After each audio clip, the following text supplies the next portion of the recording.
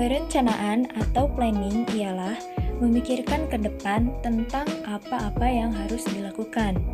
Perencanaan sendiri adalah aktivitasnya, sedangkan hasil dari perencanaan tersebut adalah rencana yang berwujud rumusan tertulis. Jika rencana yang terumus secara tertulis tersebut belum ada, maka aktivitas perencanaan tersebut belum selesai atau belum berhasil. Perencanaan peserta didik ialah perencanaan secara matang tentang hal-hal yang harus dilakukan berkenaan dengan peserta didik di sekolah, baik itu sejak peserta didik akan memasuki sekolah maupun akan lulus dari sekolah. Perencanaan PESDIK ini menyangkut beberapa hal, yaitu penerimaan siswa baru, kelulusan, jumlah putus sekolah, dan kepindahan. Khusus mengenai perencanaan peserta didik akan langsung berhubungan dengan kegiatan penerimaan, proses pencatatan atau dokumentasi data pribadi siswa, yang kemudian tidak dapat dilepaskan kaitannya dengan pencatatan atau dokumentasi data hasil belajar dan aspek-aspek lain yang diperlukan dalam kegiatan kurikuler dan kokurikuler. Ruang lingkup perencanaan PESDIK ini meliputi perkiraan, perumusan tujuan, kebijakan, penyusunan program, prosedur, penjadwalan, dan pembiayaan. Perencanaan peserta didik akan berhasil apabila dilakukan sesuai dengan prosedur dan mengikuti aturan sekolah yang bersangkutan.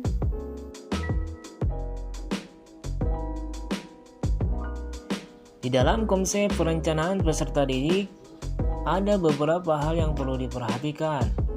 Pertama, bagaimana kita mengetahui batasan-batasannya. Kedua, langkah-langkah yang perlu diperhatikan atau yang harus kita laksanakan demi mencapai tujuan yang kita inginkan. Dalam hal ini, peserta didik yang berkualitas, yang kompetensi, yang baik, akhlaknya akhlakul karimah. Pertama, batasan. Ada beberapa poin yang harus kita siapkan dan harus kita perhatikan dalam menciptakan rumusan konsep perencanaan peserta didik. Poin pertama, merumuskan tujuan. Kalau kita ingin menciptakan suatu rencana, adanya tujuan atau rumusan yang harus kita perhatikan. Dalam hal ini, rumusan tujuannya adalah bagaimana kita memanfaatkan media pembelajaran. Kedua, persiapan guru. Guru di sini sangatlah penting. Guru di sini adalah sebagai fasilitator, sebagai pengajar, sebagai pendidik. Guru juga dapat memilah, menetapkan media mana yang akan dimanfaatkan dalam proses pembelajarannya guna mencapai tujuan. Poin ketiga, persiapan kelas. Sangatlah penting kelas tersebut. Bagaimana kelas ini sebagai media penunjang pembelajaran bagi siswa dan murid. Penting sekali kelas. Poin keempat, langkah penyajian. Bagaimana seorang guru yang berkualitas, bagaimana dia menyampaikan suatu pembelajarannya. Di sini sangatlah penting peran guru. Makanya harus adanya tes terhadap suatu pengajar atau pendidik sehingga seorang guru itu layak dan pantas mengajar kepada murid atau siswa. Poin selanjutnya, langkah kegiatan belajar siswa, yang dimana di sini proses pembelajaran siswa tersebut tentunya ada beberapa kegiatan-kegiatan atau praktik-praktik pembelajaran yang harus diperhatikan ketika dalam proses kegiatan belajar siswa. Dan yang terakhir adalah langkah evaluasi. Kalau kita ingin menciptakan suatu langkah, suatu rencana, perlunya ada evaluasi. Yang dimana evaluasi di sini adalah untuk mengambil pelajaran yang telah kita lakukan dan yang belum kita lakukan. Di sini sangatlah penting tentang evaluasi pelajaran atau pembelajaran atau pengajaran yang diberikan guru kepada murid. Itu adalah beberapa poin mengenai batasan-batasan. Yang kedua adalah langkah-langkah yang harus diperhatikan dalam kita merumuskan perencanaan peserta didik. Ada beberapa poin dalam hal kita menentukan langkah-langkah perencanaan peserta didik. Pertama, bagaimana peserta didik ini kita ajarkan mencari informasi secara sendiri atau secara mandiri. Kedua, bagaimana pembelajaran menggunakan beragam sumber belajar, tidak hanya di satu sumber saja, tapi di berbagai sumber pembelajaran.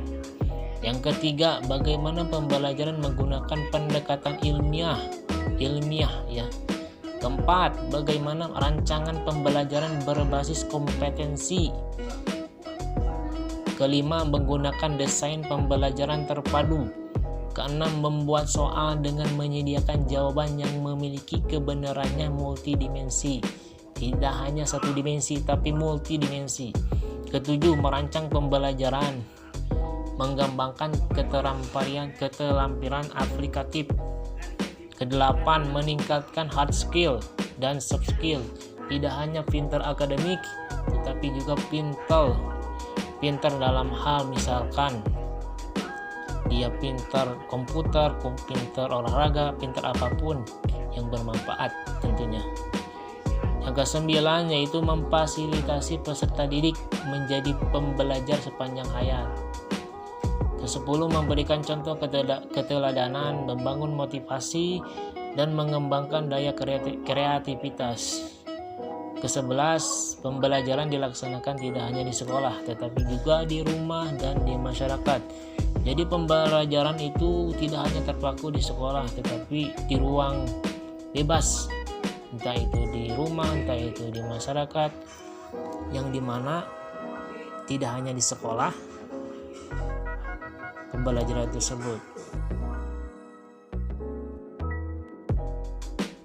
Sensus sekolah adalah suatu aktivitas yang bermaksud atau bertujuan mengumpulkan informasi mengenai anak usia sekolah di suatu daerah tertentu.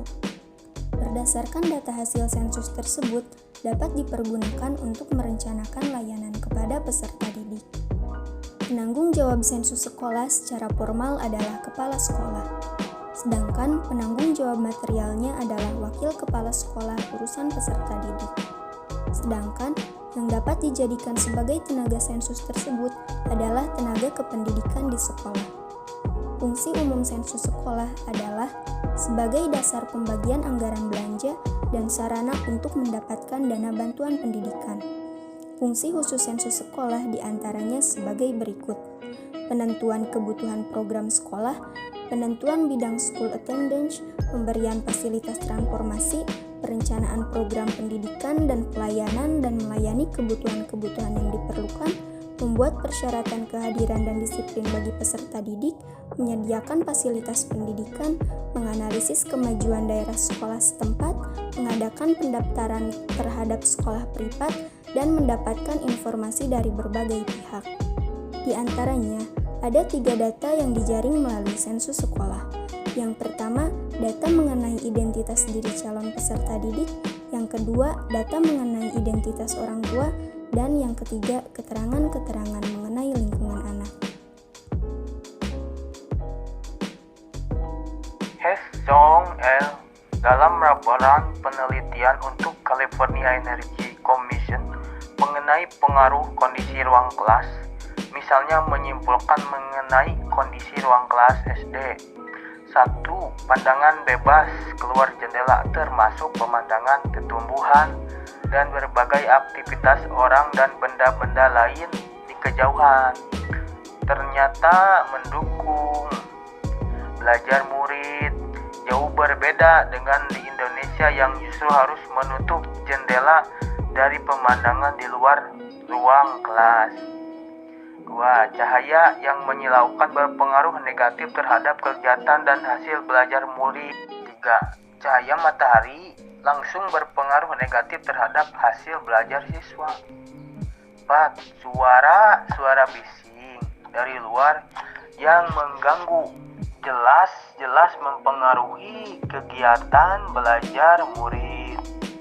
Nah, yang kelima, ventilasi dan pertukaran udara yang jelek jelas-jelas mempengaruhi kegiatan dan hasil belajar murid.